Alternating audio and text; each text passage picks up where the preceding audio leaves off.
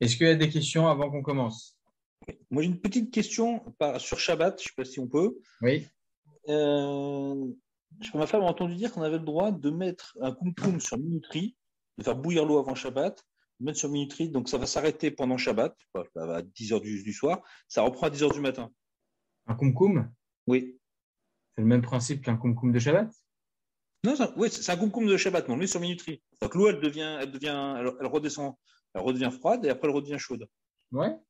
C'est comme si vous mettez par exemple une marmite d'eau sur la plataille, vous avez mis une minuterie et que ça réchauffe après.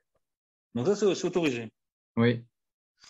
Ah d'accord. Est-ce que j'avais dit à ma femme que c'était interdit? Elle m'a dit si, tout le monde le sait. Bon, alors, je pose la question, donc il faudrait que j'aille lui dire que j'avais tort. Ok. C'est permis de faire ça. Même permis. Si ça descend en dessous de Yatodedbo? Pas de problème, c'est une minuterie. Moi, je fais rien. C'est grammaire. C'est grammaire. D'accord. Je vais lui dire. Arabe, Oui. j'ai oublié par rapport au Nejat Daim, comment ça se passe c'est l'eau qu'on peut avaler, l'eau, on peut savoir si elle est utilisable que quand c'est un chien qui peut la boire ou c'est quand c'est un homme qui peut la boire? Un chien. Un chien qui peut la boire? Oui. Du coup, on peut faire avec n'importe quoi parce que le chien, il peut prendre n'importe quoi, non? Non. Un chien, il boit pas l'eau de la mer, par exemple. Ok. D'accord? Même si j'ai pas de chien, on apprend tout dans la Torah. Il boit pas l'eau de mer. Ok? Allez, on y va. Ce que vous avez dit, monsieur Laurent, la petite question de monsieur Laurent, pour bien expliquer les choses, pour ne pas qu'il y ait d'amalgame, shalom. Tout ce qui est dit, c'est uniquement si l'aliment ou le liquide a déjà été cuit avant le Shabbat. Et donc, il y a une minuterie qui se met automatiquement pendant le Shabbat, va éteindre, allumer, éteindre, allumer. Aucun problème. Par exemple, on a un plat liquide sur la plata, ou bien on a un plat liquide qui a été à 100% cuit avant Shabbat. On a une soupe, ok, on va dire. Et on a envie de réchauffer pendant Shabbat. On n'a pas le droit de réchauffer. On a dit, on sait très bien, comme c'est écrit dans Simon Chidukret, Maran Ashoknor étrange à l'Acha, que Yesh Bishul Acha Bishul Belach, il y a un problème de cuisson sur tout aliment liquide. Alors, comment on fait? Maran Rabbeinu Ovadia Yosef, il dit qu'on a le droit de mettre une minuterie sur la plata de Shabbat, poser notre plat liquide qui a déjà cuit avant Shabbat, je le reprécise, qui a déjà cuit avant Shabbat, mettre sur la plata elle est encore froide, elle va s'allumer dans 5 minutes, c'est permis. Pourquoi? Parce qu'il y a une marloquette. Est-ce qu'un aliment liquide, est-ce qu'il y a un problème de cuisson, après cuisson? Alors, Khalema, c'est oui, il y a une marloquette. Donc, premier, ça fait. Deuxième, ça fait peut-être qu'on dit le principe de gramma, même dans la cuisson. J'explique. Il y a écrit comme ça dans la Gemara que Maaseh Shabbat à gramma share. C'est-à-dire que le gramma, c'est-à-dire que je fais une action qui va engendrer le issour, qui va engendrer l'interdit. Quand est-ce que je transgresse l'interdit de cuire? Uniquement lorsque j'arrive à une cuisson de Yad Sodetetbo, etc., la cuisson de 40-45 degrés, 40-45 degrés à peu près. J'arrive à cette température, j'arrive au issour de la Torah. Donc, en fin de compte, lorsque je mets mon plat sur la plata qui est encore froide, et elle va s'allumer dans 5-10 minutes, c'est gramma. Et une marloquette, est-ce que dans le issour bichoul, l'interdit de bichoul, est-ce qu'il y a un digne de gramma ou pas? Pourquoi? Ils disent les poskim que c'est exclusif d'ailleurs. Hein. Je pense que c'est une des seules melachot où le gramma il est aussi interdit dans bichoul. Pourquoi? Parce que tout le bichoul c'est un gramma. On ne peut pas faire cuire en un instant, en une seconde, lorsque je fais une action. Non. Dans tous les cas, une cuisson ça prend quelques temps. C'est pas lorsque j'essore direct ça sort. Non, c'est pas la même chose. Ou j'allume, ça s'allume automatiquement. Tout ça, ça représente le même issour, c'est-à-dire le issour, il se fait automatiquement. Cuire, ça prend du temps. Donc, il y en a certains qui pensent que cuire, il n'y a pas de digne de gramma. Dans tous les cas, tout le issour de bichoul, c'est un gramma. Marloukena est possible. Alors, allez, Maaseh, Maran Rabbeinu Ovadia Yosef, il dit Sfek-Sveka. Un plat liquide qui a déjà cuit avant Shabbat, que je mets sur une plata qui est encore éteinte, j'ai le droit. Sfek-Sveka. Peut-être que la halakha est comme ceux qui pensent qu'il n'y a pas de problème de cuisson pour un aliment liquide, surcuisson qui doit pour un aliment liquide. Et peut-être que là, il y a un digne de gramma, même dans Bichoul. C'est que c'est 40 ans. C'est pour ça qu'on a le droit de laisser une marmite ou bien de mettre une marmite d'eau qui a déjà cuit avant Shabbat sur la plata, qui est encore froide et qui va s'allumer dans 5 minutes, ça, on a le droit. C'est super. D'accord? D'accord, c'est plus clair parce que moi, je me souvenais que je crois que le Rambam, Maïmonide, il autorisait à ce qu'une casserole d'eau bouillie, on puisse la remettre sur la plata. C'est pas le seul. C'est pas le seul, le Rambam. Le Rambam, le Rashba, le Ritva et le Ran. 4 grands Rishonim. Mais que le Shulchan Aruch n'avait pas retenu son avis. Le Shulchan Aruch, il tranche comme Rashi, comme le riz et comme le roche. Ah, je n'étais pas là. Donc, c'est pour ça qu'il me semblait que cette histoire de kumkum, quoi, j'avais pas vu qu'il y avait un Sfex Feka. Effectivement, comme c'est un gramma, c'est un Sfex Feka. Et pourquoi, dans ce cas-là, Rav Ovadia, il accepte le gramma? Alors qu'on avait dit que, donc, je Par comprends. rapport au Sfex-Feka. D'accord. C'est un Sfex-Feka. On a le droit de demander à un non-juif, ou bien l'Avdil, évidemment, à un Ashkenaz, on a le droit de lui dire, vas-y, réchauffe-moi mon plat. Liquide. Parce que pour les Ashkenazim, mais ils sont plus Mekidim. Si c'est à part refroidi à 100%, à un goy, on a le droit. Pourquoi? Parce qu'il y a une marque dans les poskim. Le Issour, il devient des rabanan. Réchauffer un plat liquide pendant Shabbat, c'est un Issour des rabanan, en fin de compte, parce qu'il y a une marque dans les poskim. Le Rambam y permet. Nous, on interdit. Marque, ça devient Issour des rabanan. Donc, par extension, demander à un non-juif un Issour des rabanan, ça fait un double Issour des rabanan, demander au non-juif et lui demander quelque chose d'interdit des rabanan, c'est joué et joué. Même comme horaire, c'est permis. Donc, vous voyez que un plat liquide que l'on veut réchauffer, on va dire que le issour est amoindri. Donc, lorsqu'on va rajouter un autre safek derrière, qui est en l'occurrence le 10 de gramma, on autorise. D'accord? La magnifique.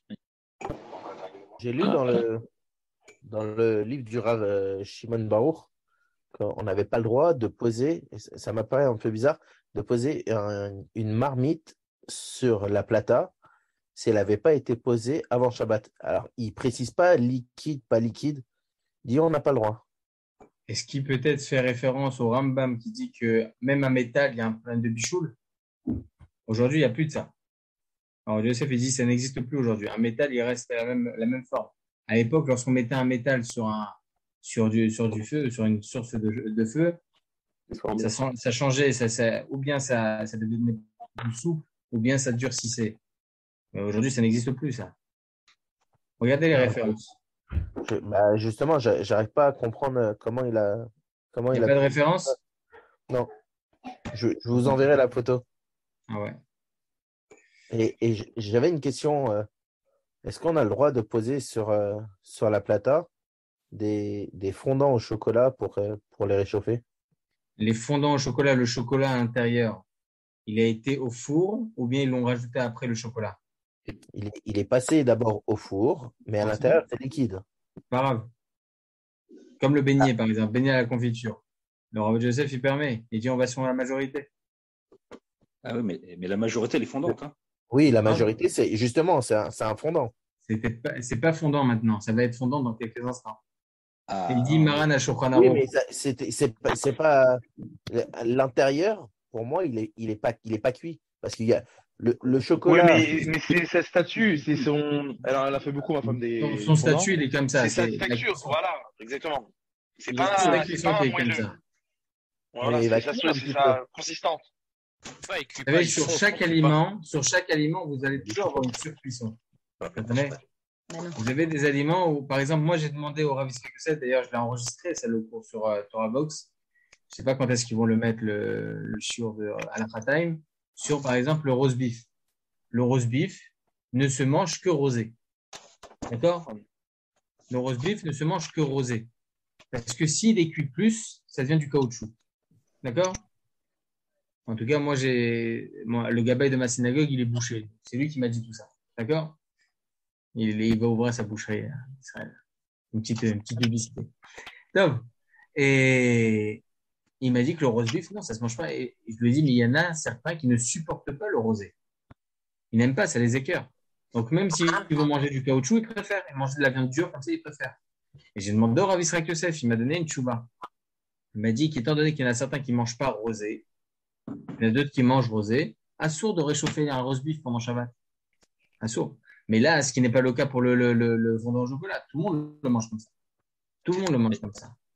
Mais Rila, le fondant au chocolat, si vous le sortez du four un peu trop tard, il s'est solidifié. Il devient plus fondant, c'est raté, quoi. C'est le temps. C'est raté, exactement. Non, c'est pour ça que tout le monde mange comme ça le fondant.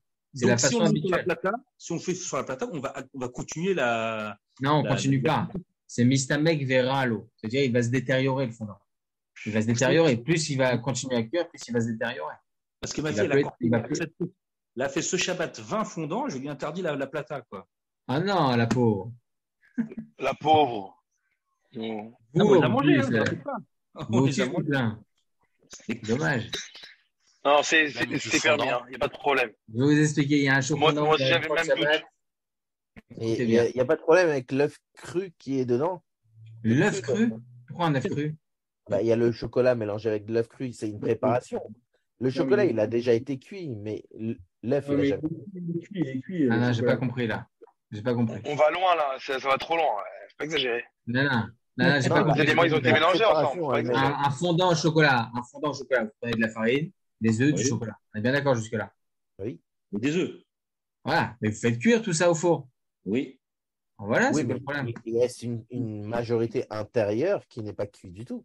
Je suis d'accord avec Ben. C'est cuit. Il y a juste, voilà, on vous dit dans les ingrédients, faire cuire de telle façon. Par exemple, je sais pas, à 120 degrés, je sais pas au four, je sais pas comment ça se passe.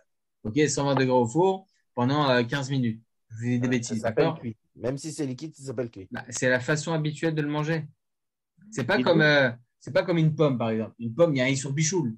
Pourtant, on mange que la pomme. Ça veut dire que si à table, j'ai des personnes que je sais, ils n'aiment pas le fondant au chocolat, ils aiment le moelleux. Donc, il faut le laisser un peu plus longtemps sur la plata et du coup, il va plus être fondant. Non, je sais pas. Non, je crois pas. C'est la même chose que le roast beef.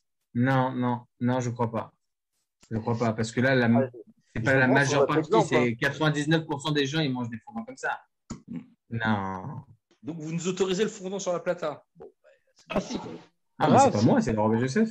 Le Rabbi Joseph, il dit que même si ça va devenir liquide, parce que c'est solide, hein.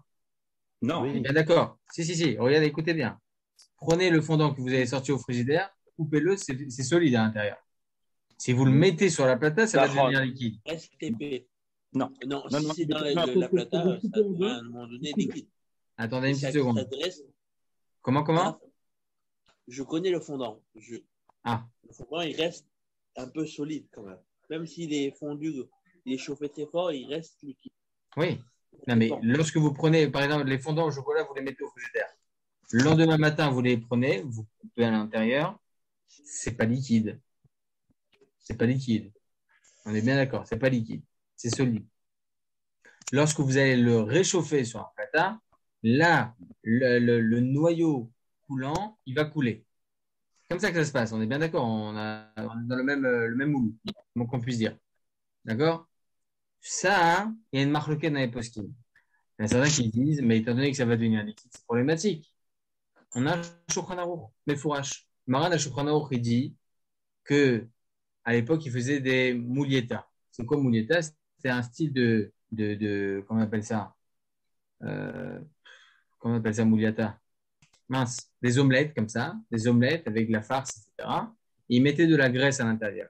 La graisse, lorsque vous la laissez sortir, vous la mettez pas au chaud, elle devient dure, elle se gélifie. D'accord? Elle se gélifie. Il dit le Shulchan Aruch que même si c'est gélifié maintenant, et qu'on sait qu'avec la source chaude, ça va se liquidifier, c'est pas grave. On voit sur l'instant T, c'est liquidifié, ça s'est gélifié, donc automatiquement c'est du solide maintenant. Même si après ça va devenir liquide, c'est pas grave. Le Rama, il interdit. Le Rama, il dit que c'est nolad. C'est quelque chose de nouveau qui vient et qui arrive. Maran Shulchan Aruch, il l'autorise. C'est pour ça que les fondants au chocolat, on a le droit de les mettre sur la plata pendant Shabbat. Sauf, et je reprécise ça, dans le cas où il y en a certains qui préparent des fondants au chocolat et après la cuisson, ils rajoutent un carreau de chocolat à l'intérieur pour qu'ensuite, lorsqu'ils vont faire réchauffer, ça va devenir vraiment liquide à l'intérieur. Là, il y a un problème. Pourquoi? Attendez une petite seconde, Eddie. Je suis tout de suite à vous. Pourquoi? Parce qu'il y a certaines plaques de chocolat, des carreaux de chocolat, certains où il y a des ingrédients à l'intérieur qui ne sont pas cuits du tout. Donc là, il y a un problème. Oui, Eddie. Si on regarde à l'instant T, Si par exemple on a un bouillon, le bouillon du couscous de Shabbat qu'on met au frais, il va se gélifier. Si c'est gélifié, vous avez raison, il n'y a pas de problème. Même si c'est 100% de liquide. C'est pas 100% liquide, il y a plein de solides, il y a plein de légumes. Oui, il y a plein de légumes, mais la majorité, c'est bien solide. Vous savez, pour que ça devienne gélifié, il faut qu'il y ait beaucoup d'huile ou de gras. C'est que le haut qui va se gélifier. C'est la partie au-dessus, ce que le gras va monter, c'est ce qui va se gélifier, mais en dessous, ça reste liquide. Si tu casses avec la cuillère, tu vois qu'au fond, ça reste de l'eau. En général, oui, mais une fois, par exemple, ça m'est arrivé de le mettre au frigo et il était vraiment tout gélifié. La plata, on l'a mis parce que voilà, c'est. Aucun problème. Ça arrive très souvent, ça. Ça arrive très souvent, par exemple, lorsque. Bon, ça, il y a une marque si c'est un aliment qui est congelé. Une soupe congelée. Est-ce que vous avez le droit de la mettre sur un plateau ou pas? Le Rav Israël Yosef, il reste ça, il reste en suspens. Parce que là, c'est ma main qui les a congelés, qui a congelé tout ça. Donc, on l'a solidifié de ma propre main. C'est pas par naturel. Bon, il y a une marque sur ce sujet. Si ça s'est solidifié toute seule, par exemple, ça s'est gélifié, etc., là, il n'y a pas de problème. Donc, encore une fois, le fondant de chocolat, il est 100% cuit.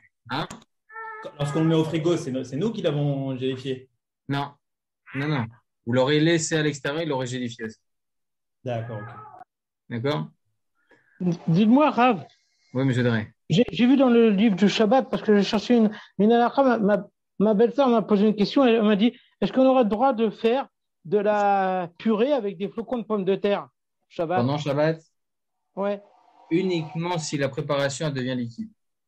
Comment elle devient liquide? C'est épais? Oui. Si vous faites une purée liquide, c'est permis. Si vous faites une purée solide, c'est assaut. J'ai pas compris. Mais liquide, c'est pas possible. Comment liquide? Sûr, c'est possible. Faut mettre plus de liquide. Hein. Plus d'eau. Il faut que ce soit une soupe. Hein. Il faut bien que ce soit. Moi, je dis la halakha telle quelle. Chachami m'apprennent comment ça se prépare. Moi, je dis ce qu'ils disent. Si on met plus d'eau, c'est permis. Si on met pas beaucoup d'eau et on a envie que ça devienne pâte comme ça assaut. Un issour de oreille, ça sera pas possible. Faire attention. Mais on pourrait pas faire Keli Chichi? Mais il y a un autre issour. Oubliez le bichoul. La problématique maintenant, c'est lâche, vous pétrissez. Prenez de la farine avec de l'eau, ça s'appelle pétrir. C'est le principe. À force de mélanger, ça s'épaissit. Exactement. Qu'est-ce qu'il y a, monsieur Rayon? On en avait parlé quand on avait parlé du couscous. Ah ouais, la semoule. Ouais. La semoule. On avait dit qu'on a le droit de faire une préparation de semoule pendant le Shabbat. Ça, c'est écrit nulle part, les amis. C'est écrit nulle part. Ah, oui. Est-ce que c'est considéré comme cuire si jamais on met du tofu dans une plata, sur une plata? Sur une plata? Ouais. J'ai pas compris. Bah, je me dis que comme le tofu, c'est vraiment c'est que liquide et que peu de temps après un peu beaucoup de temps ça n'est vraiment encore plus liquide. Je sais pas c'est quoi le tofu par contre. C'est un concentré de soja qui a été donc du coup à chaque fois on fait d'une manière à ce que ça soit solide, mais je sais pas comment c'est en vrai. C'est un substitut en fait. Ouais, c'est la bracha de ce truc. C'est des trucs c'est immangeable en fait, c'est pour les végétariens mais ouais, c'est protéiné. Ouais, c'est protéiné, ouais. Ça on met généralement dans les sushis ces choses. Ah, Jérémy, je vous pose la question, c'est quoi la bracha de tofu? C'est chacol, non? Chacol. C'est Gomel. Je sais pas ça. Mais il y en a plein en France, ça s'appelle tofu. Non, mais je plaisante. Ça se mange. La vérité, je sais pas comment c'est. Mais c'est mangeable, c'est dégueu. Non, il y en a qui mangent. Il y en a qui ont des problèmes. Il y en a qui ont des problèmes vraiment médicaux et qui sont obligés de manger ce genre de choses. Je sais pas comment c'est. C'est des cubes, en réalité, c'est solide le tofu. Je vois pas pourquoi. Tofu, c'est solide. Si, c'est juste solide, c'est bon. Si ça a été cuit avant Shabbat, c'est bon. Oui, Kevin. Par rapport à ce qu'on a parlé sur tout ce qui est chocolat, on avait dit donc si on fait un fondant. Attendez juste une petite seconde, Kevin. Oui. Juste remettez après votre. D'accord? Attendez, si on a des carreaux de chocolat qu'on rajoute et qu'on les rajoute après. Mais bon, on oublie le contexte. Le chocolat, il est déjà cuit de base. Avant même les carreaux, c'est déjà fondu pour arriver à ce statut. Pas tous. Certaines fois, ils rajoutent des ingrédients à l'intérieur qui sont jamais cuits. Donc le mélange avec l'huile de palme ou l'huile qu'il y a fait que ça n'a pas été cuit. Et que ça. Certaines fois, oui, vous avez raison. Mais un fondant lui-même, on ne peut pas rajouter un carreau à la fin, sinon c'est plus un fondant. Oui, il y a des ingrédients comme ça. Il y a des recettes comme ça où ils rajoutent des carreaux de chocolat pour que c'est sûr et certain que c'est des fondants. Oui, moi aussi, je connais la recette. Mais si on rajoute un carreau à la fin, après la cuisson, c'est plus présentable, c'est plus un vrai fondant. Pas possible. Il est massacré le fondant. Techniquement, vous avez raison. Je suis d'accord avec vous. Mais voilà. Le carreau, il se met dans la préparation.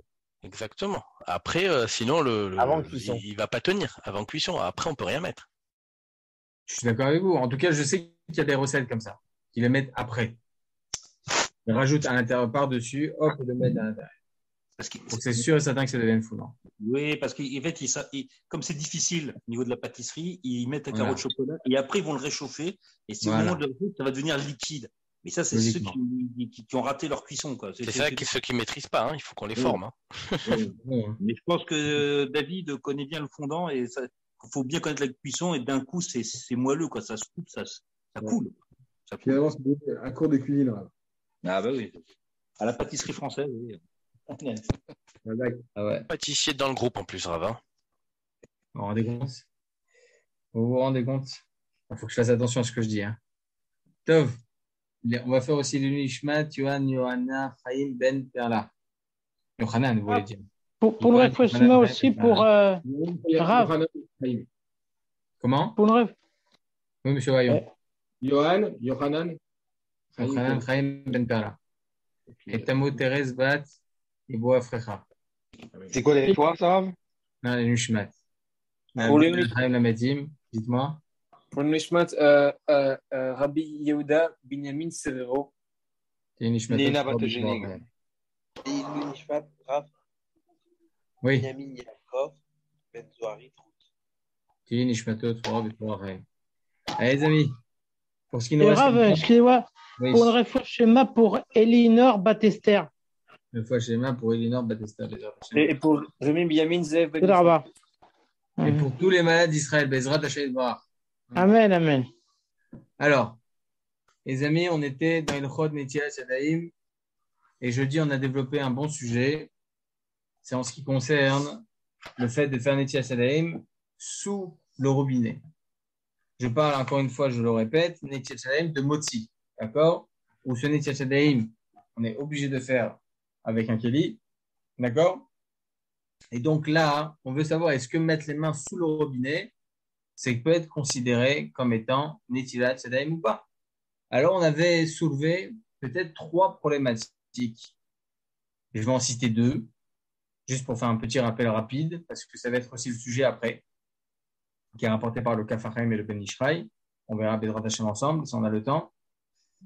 Les 2 problématiques de base, c'est par rapport aux 3 paramètres que l'on a appris jusqu'à maintenant. N'oublions pas, les amis, gardons toujours en tête ces 3 paramètres. Il faut un kéli, il faut que ce kéli soit compatible et pouvoir contenir minimum 81 grammes d'eau, de liquide. Et 3e paramètre, Koar Gavra. Il faut que ce soit la personne verse. Alors, la personne, une force extérieure. Alors, on avait vu que son Rambam, mais comme c'est étrange aussi Maran Ashkanaro, il n'est pas nécessaire à ce que ce soit l'homme lui-même, la personne concernée par Netilat Yadayim qui verse, mais même une force extérieure. D'accord? C'est pour ça que le Rambam il dit que même un singe, il a le droit de faire Netilat Yadayim à son maître. On verra d'ailleurs dans le Shulchan plus loin, un Seif Yudbet, on verra, Maran Ashkanaro, il tranche comme ça, la halakha.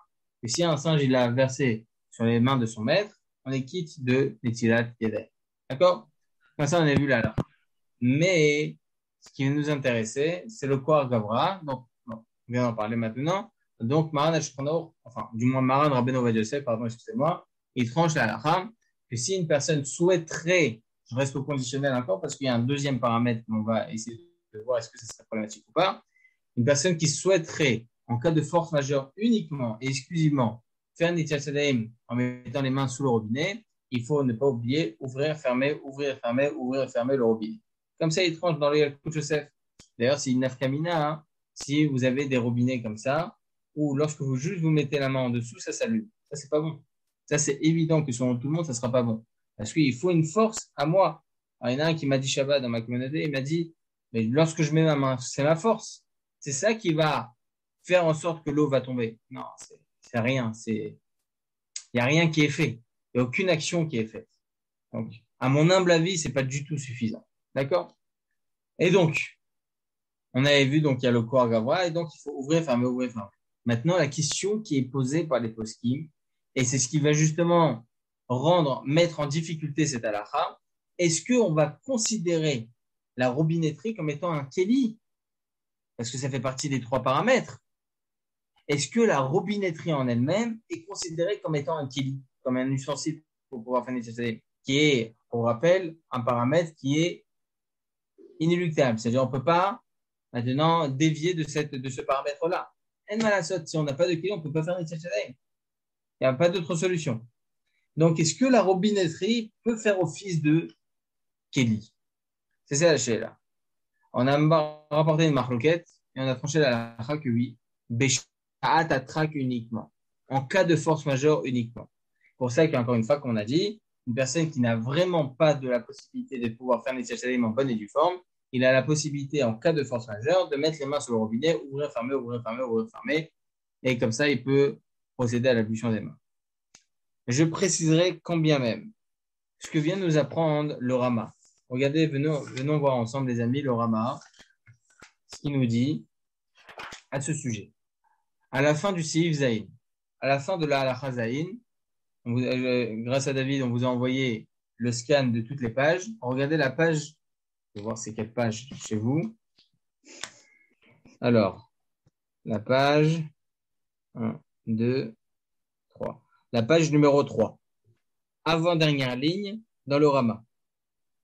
Aga, En litol yadav meotan avanim agvuim la kotel vasalem bet kiboul ou barza. Écoutez bien. On n'a pas le droit, il dit le Rama, de procéder à l'ablution des mains avec un petit robinet qui a été fixé dans une pierre, ou dans cette pierre, c'était un contenant d'eau. Et donc, il y avait un petit robinet qui venait et qui faisait sortir un filet d'eau. Et que là-bas, on ne peut pas faire Netilat Yadayim avec ça. Pourquoi? Il y a la pierre, c'est un récipient. Il dit non, le Rama, ça ne marche pas.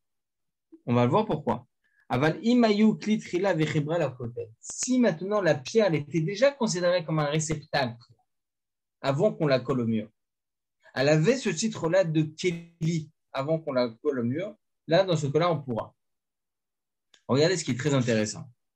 Regardez ce que dit le Mishnah Berurah.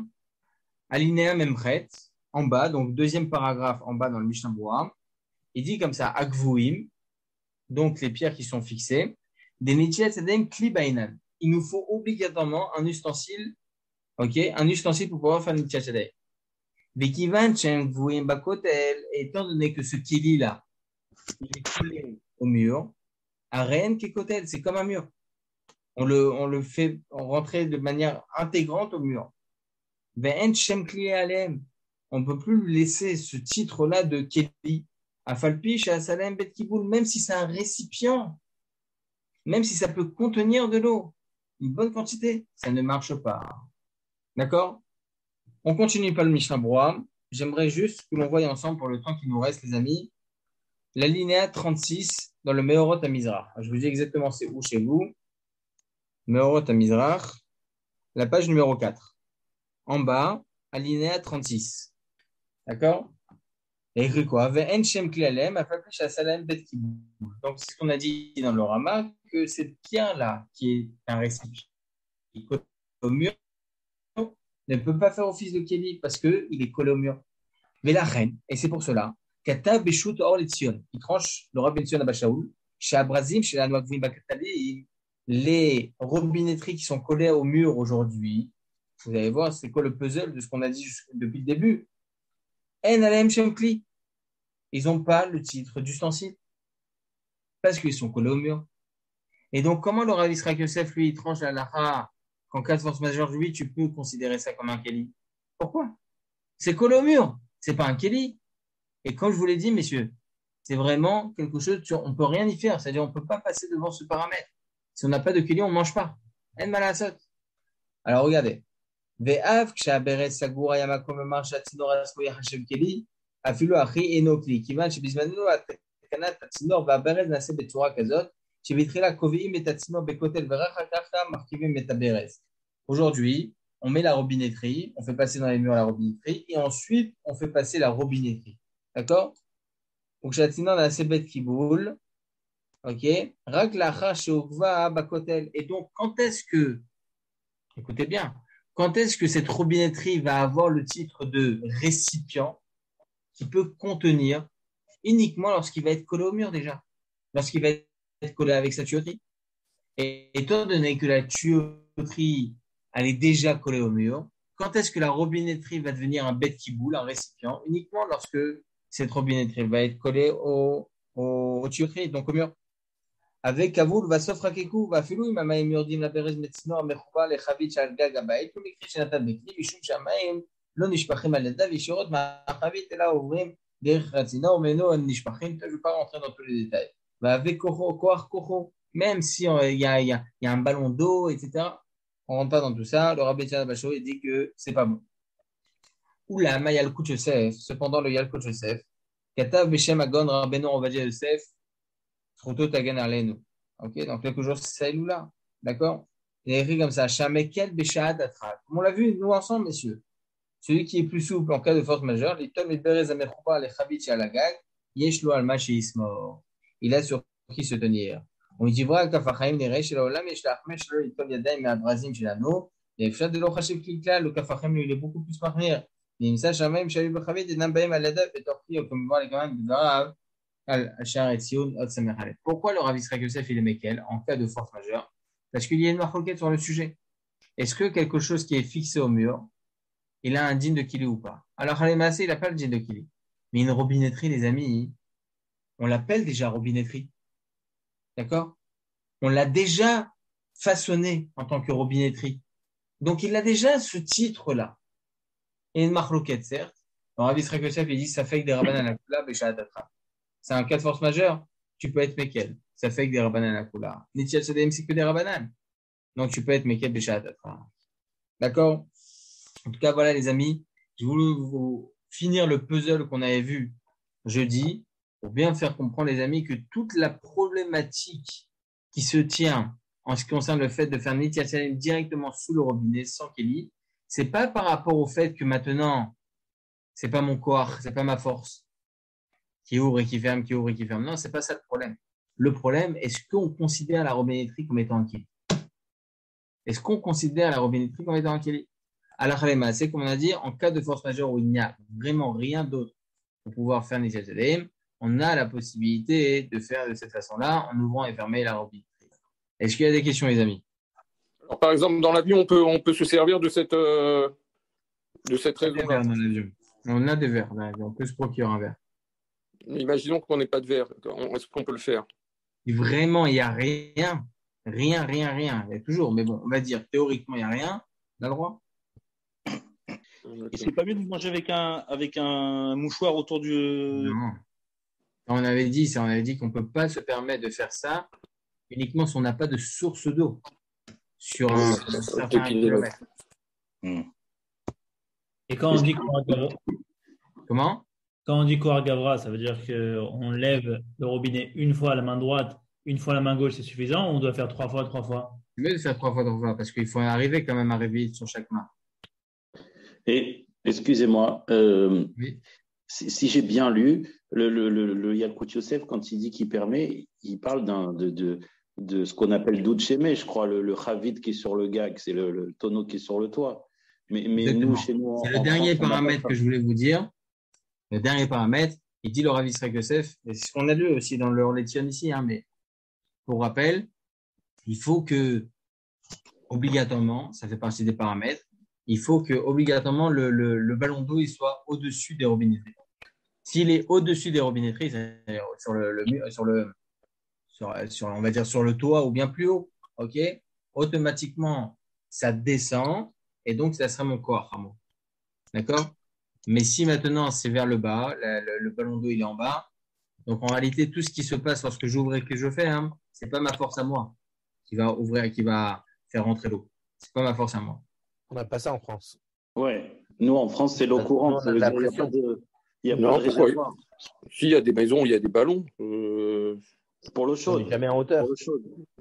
Les ballons, c'est pour l'eau chaude, mais pour l'eau froide, c'est l'eau qui est sous pression du réseau, quoi. Il n'y a pas de Kelly. C'est ça que je voulais poser comme question.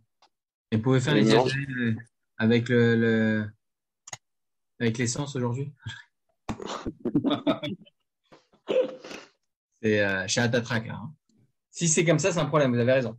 Le Yacoub Youssef, il précise bien, il faut que le doud, c'est-à-dire que le ballon, il soit vers le haut. Non, c'est un problème. Voilà, les amis. Est-ce qu'il y a des questions? Oui, une question. Alors, je ne sais pas si c'est saugrenu, mais si on est deux, est-ce qu'on peut récupérer de l'eau dans ses deux mains et la verser sur les mains de son copain? Faire ça 3 fois sur 3 fois? Non? Siman Kouf Nuntet, s'il va, on l'a vu. Non, je te balance. Oui, je sais. J'ai oublié de vous envoyer les cours. On a dit que Metor Khofnav, c'est-à-dire par sa main, on ne peut pas. On ne peut pas faire ça. Raph, une question. Oui. Si j'avais la question, c'était pas seconde. Elle n'est pas seconde, hein, par contre. Oui, monsieur Goulet. Quelqu'un qui a, pendant Shabbat, il est arrivé. Oui, parlez un peu plus fort, monsieur Goulet. Il est arrivé en Israël dans la nuit de. Et on lui a installé un compteur d'eau avec et une pièce au-dessus. J'entends très très mal, monsieur Goulet. Qui doit être en contact avec, pas être du tout en contact avec l'humidité et qui est électronique. Quand on ouvre et on ferme le robinet, ben, ça donne ça envoie des données. Ça envoie des données. Et à quoi elles servent ces données? À quoi elles servent ces données? Mais pour la compagnie, pour qu'ils sachent que. De partout, c'est comme ça. Surtout en France aujourd'hui, la majeure partie des compteurs d'eau, ils sont électroniques. Et pourtant, on autorise parce que c'est psychiché des données des histoires des ravins. C'est-à-dire qu'ils installent à la maison. À la maison. Avant, c'était. C'est très connu, ça. C'est très connu. Le roi Joseph, il dit c'est psychiché des données des histoires des ravins. Ça, c'est que des ravins et moi, je ne suis pas intéressé que ça continue. Psychiché de données des histoires des ravins, donc c'était pas. Et c'est surtout qu'il faut savoir, c'est qu'on peut le refuser. La loi en France permet de le refuser. Alors après, il faut leur dire, on est d'accord que vous nous envoyez quelqu'un. Après, vous allez louer un appartement et que il va falloir dire de l'enlever.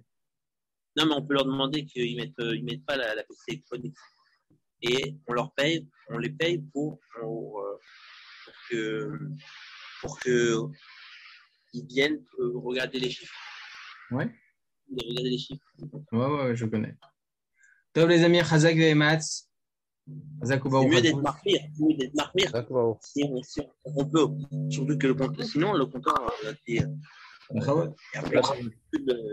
Achetez des bouteilles d'eau.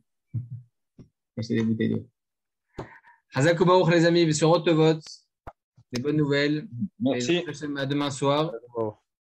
Et bonne soirée à tous les amis. Chazak Ve'ematz. Merci. Partout.